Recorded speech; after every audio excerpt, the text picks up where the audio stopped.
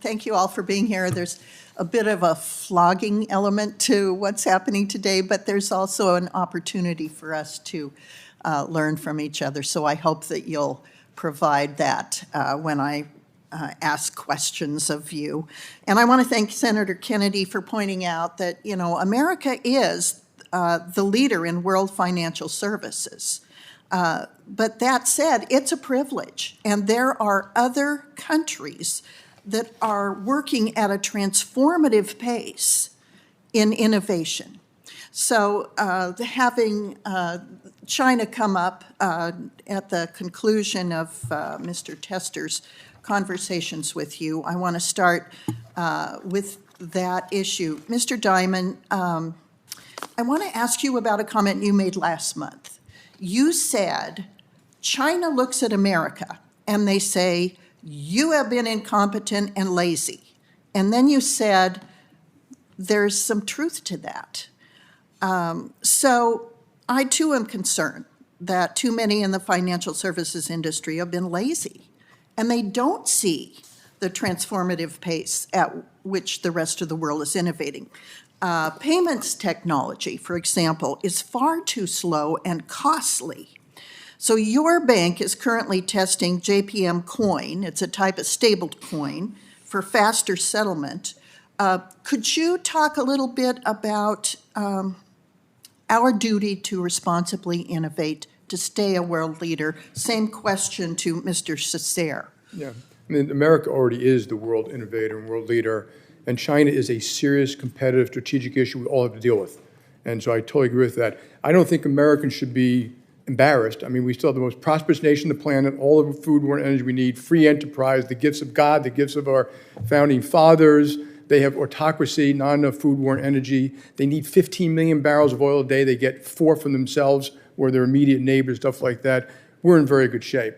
The lazy part, talking about his policy, is things we got wrong, what we could have done better. Immigration, taxation, regulation, healthcare, litigation, all these things. I think it slowed down America. And I think we should all be focusing more, how can we grow more and create more wealthier, afford more military, et cetera, et cetera. And innovation in cryptocurrency, they're probably ahead in a couple of areas, and I think we should recognize that and combat that, and I'm not really worried about it as long as we get our act together. Mr. Cesare? I agree. I think one particular area of innovation that's critically important is money movement and payments activity. And I think the banks are working together with each other as well as our regulators on activities like real-time payments, Zelle, even FedNow. All those things I think will position us well for future payments activity. Anyone else want to weigh in on this? I think our colleagues spoke to it, but the real-time payment system, the ability to get a 24/7 wire system at the Fed would be critical to it, and their new real-time system ought to provide that. But one of the disadvantages in payment system technology is the ability to pay on the weekends and move a substantial amount of money that actually clears. T+0 security settlement would be doable if you actually could have the money move during the night. And so I think we're all aware of that. We've connected our real-time payment system. We're connecting it to other parts of the world that we've put together through the clearinghouse. That'll enable money to move real time.